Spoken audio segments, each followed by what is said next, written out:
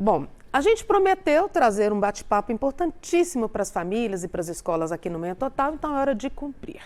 Muitas crianças têm dificuldades de ouvir o não como resposta. Às vezes têm dificuldades aí com uma palavra de ordem, com os comandos.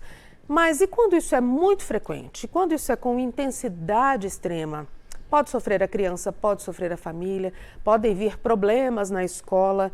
Em algumas situações, meu amigo e minha amiga, os especialistas sugerem a investigação de TOD. O que é isso, Tânia Costa? Transtorno opositor desafiador. E para falar sobre isso, nosso convidado é Eduardo Silva, médico neuropediatra. Bom dia, obrigada pela presença. Bom dia, Tânia. Obrigado pelo convite para falar sobre esse tema tão importante que acomete aí cerca de 10% das crianças. Então é algo bem prevalente que afeta a qualidade de vida de diversas famílias, né? Cerca de 10% das crianças podem apresentar essa condição. E aí chega a mamãe lá no consultório, chega a professora, o que eu faço com esse menino? O menino é custoso demais. Então, o transtorno opositor desafiador, o que acontece? A criança ter um certo nível de desobediência, um certo nível de oposição é natural, é normal, é típico e próprio da criança, né? Desafiar o adulto. Mas a partir do momento que esse transtorno, que essa condição, que essa desobediência se torna muito frequente, muito prevalente, principalmente começa a gerar prejuízos para a criança e para a família, aí sim nós falamos do transtorno opositor desafiador, que é aquela criança que ela está sempre se opondo à figura de autoridade, seja pais, sejam professores, ou qualquer figura de autoridades, padres, pastores, todo mundo é aquela criança que tem uma dificuldade muito grande em lidar com o não. Todos nós conhecemos alguém que tem essas características. Eu tenho certeza que meu amigo, minha amiga do Manhã Total, até tem gente já começando a mandar mensagens aqui, tem aquela história, meu sobrinho, para não falar às vezes o filho, né? Meu sobrinho é o filho de uma amiga. Mas como identificar assim melhor? Porque o menino é birrento, dá aquela briga, daquela birra espetacular no supermercado, na rotina de casa. Sim, isso é muito interessante. Se isso acontece uma vez por semana, tudo bem, isso é normal, é natural. Mas a partir do momento que a criança preenche alguns critérios, é aquela criança que parece estar sempre nervosa, sempre com raiva, e por vezes age de maneira vingativa. Ela age, por exemplo, você colocou uma ordem, não pode fazer isso. Ele vai lá e quebra a sua planta preferida, como uma forma de vingança. Ou é aquela criança que está sempre nervosa, sempre irritada e que coloca a culpa no outro por atitudes dela própria, né? Então é um conjunto. Essa criança é má por natureza? Não, ela não é má por natureza. É uma condição que tem tratamento, que é possível a gente controlar e melhorar a qualidade de vida de toda a família. Antes de falar desse tratamento, uma curiosidade aqui. Essa criança pode ter atitudes violentas? Essa criança costuma ter atitudes violentas, né? Esse transtorno surge em torno de 5 anos, apesar de antes dessa idade já ser possível identificar uma impulsividade maior, uma agressividade maior.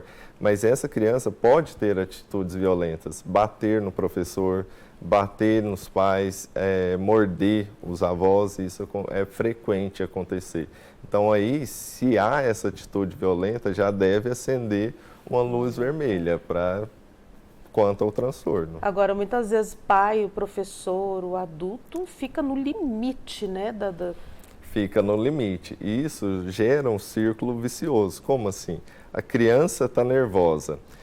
Ao invés dos pais, os cuidadores, respirarem fundo e ter uma atitude mais positiva frente a essa criança, acaba ficando mais nervoso. Então, isso vai criando um ciclo vicioso quanto ao comportamento dessa criança. O que fazer, doutor Eduardo? Então, o transtorno opositor desafiador tem uma base genética, mas o tipo de educação que essa criança recebe é determinante para a origem dessa condição e também para o tratamento. Olha só. Então, o tipo de educação é o principal tratamento. Nem podemos ter uma educação permissiva, onde a criança pode tudo, e nem uma educação punitiva. O que é educação punitiva? Aquilo que a gente ouve de antigamente, eu apanhava muito. Esse tipo de educação só aumenta o transtorno. Então, nós devemos procurar uma educação positiva, uma educação do meio termo entre a permissividade e ser punitivo. E a questão medicamentosa entra na vida da criança em casos assim? Sim, a gente sabe que essa condição, transtorno opositor desafiador, está relacionado com algumas outras condições, como transtorno de déficit de atenção e hiperatividade, um transtorno ansioso. Então, se há essas outras condições junto, a medicação é importante. Ou se por acaso o transtorno opositor desafiador for muito grave, a gente já deve começar com a medicação sempre junto com a terapia. E a terapia envolve a orientação dos cuidadores. É o principal, é a psicoeducação do transtorno opositor desafiador, é o principal tratamento dessa condição. Bom, eu quero voltar nesse ponto que você disse, doutor, sobre a questão da família, a posição familiar. Não dá para deixar essa criança sem as regras, não dá para ceder aos caprichos dessa criança, não dá para impor com uma dureza excessiva. Eu acho que o amor tem que ser o grande balizador e o apoio da ciência. Sim, a gente tem que pensar que o nosso filho é sempre o nosso maior tesouro. Então, a gente tem que educar com carinho, mas sem ser permissivo demais. E como que eu faço isso? Crie regras bem definidas do que pode e do que não pode.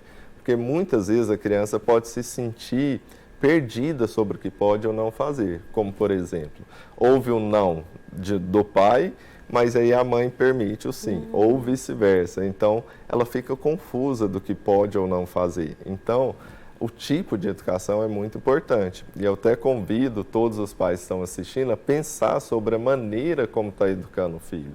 A partir do momento que os pais pensam como educar o filho, já há uma melhora, já há uma grande ajuda nessa condição.